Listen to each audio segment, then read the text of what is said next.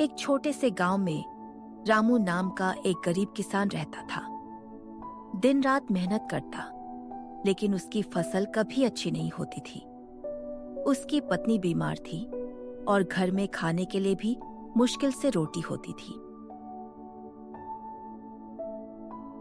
एक साल बहुत बड़ा सूखा पड़ गया। रामू की पूरी फसल बर्बाद हो गई। उस पर जमींदार का कर्ज भी था। हे भगवान, अब मैं अपने परिवार को कैसे बचाऊं? डरते डरते रामू जमींदार के पास गया। उसे लगा कि आज उसकी जमीन छिन जाएगी।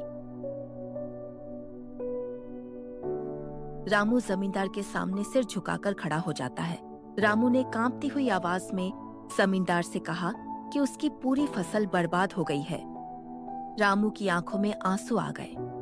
उसने हाथ जोड़कर जमींदार से विनती की और कहा कि वह कर्ज चुकाने में असमर्थ है।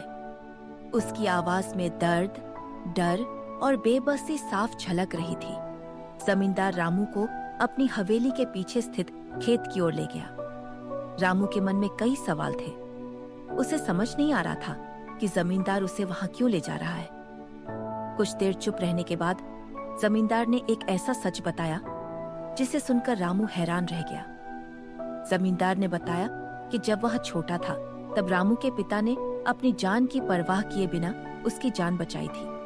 वह उस एहसान को कभी नहीं भूल पाया था और आज उसे चुकाने का समय आ गया था। यह सुनकर रामू की आंखें नम हो गईं। उसे विश्वास ही नहीं हो रहा था कि उसके पिता की एक नेकदिली ने वर्षों बाद उसके परिवार की किस्मत बदल दी थी। जमींदार ने रामू का पूरा कर्ज माफ कर दिया। इतना ही नहीं, उसने नई फसल के लिए अच्छे बीज, खेती के लिए पैसे और हर संभव मदद भी देने का फैसला किया। रामू की आंखों से खुशी के आंसू बहने लगे। उसके चेहरे पर पहली बार उम्मीद की एक नई किरण दिखाई दी। वह बार बार जमींदार का धन्यवाद करने लगा। समय बीतता गया। रामू ने और भी अधिक मेहनत और लगन से खेती की। नई फसल लहलहाने लगी और उसके खेत हरियाली से भर गए। कुछ सालों बाद रामू पूरे गांव का सबसे सफल किसान बन गया। उसके घर में खुशहाली लौट आई। उसकी पत्नी स्वस्थ हो गई और उसका परिवार सम्मान के साथ जीवन जीने लगा। उस दिन रामू ने एक बहुत बड़ी सीख पाई। सच्ची दौलत धन या जमीन में नहीं होती, बल्कि इंसानियत, दयालुता और एहसानमंदी में होती है।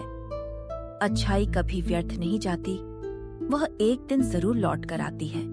अगर आपको यह दिल छू लेने वाली कहानी पसंद आई हो तो वीडियो को लाइक करें, अपने दोस्तों और परिवार के साथ शेयर करें और ऐसी ही प्रेरणादायक और भावनात्मक कहानियों के लिए हमारे चैनल को सब्सक्राइब करना न भूलें।